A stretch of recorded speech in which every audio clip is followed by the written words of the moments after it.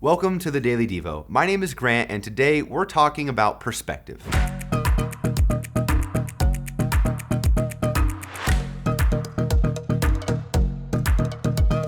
What's on your bucket list?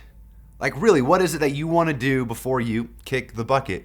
Do you want to go running with the bulls? Do you maybe want to go skydiving?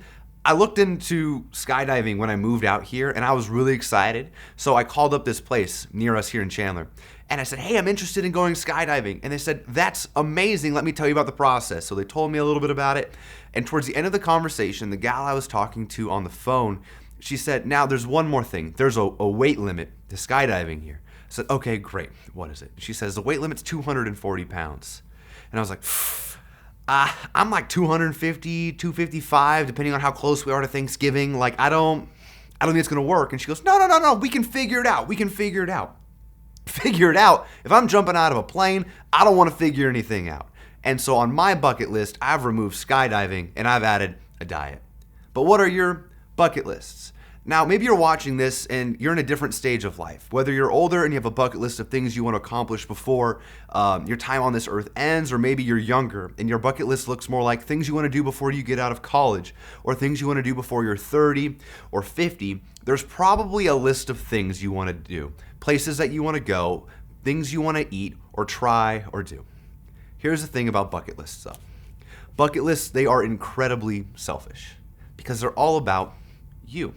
Most of the time, the only reason that you've created this bucket list is because you want to make sure that you're living a life well lived. You want to make sure that you accomplish all the things that you hope to accomplish. But here's the thing, though. When you live a life that's all about you, I believe that we miss out. In fact, I believe that we miss out on the proper perspective. What if your bucket list actually existed for the glory of God? What if you and we had the right perspective, the end is near kind of perspective? Because here's the thing, you and I, we're all people, we're all living.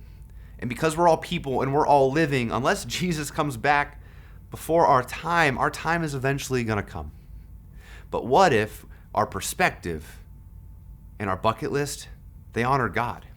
So the question is, do we have the right perspective?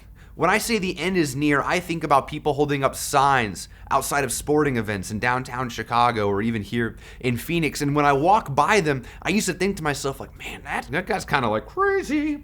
But what's really happening there is maybe they have the right perspective. So would you join me in Psalm 90, verse 12? Teach us to number our days, that we may gain a heart of wisdom. You see, with the proper perspective comes wisdom. With the proper perspective, we are reminded that our time here on earth is very short. But what we're also reminded of is that eternity is limitless. What advice would you give to yourself in the past now that you have the proper perspective of what is to come? Is there a relationship that you would have never gotten yourself into? Are there mistakes that you've made that you would have never made a second time? What would happen if you would have had the proper perspective?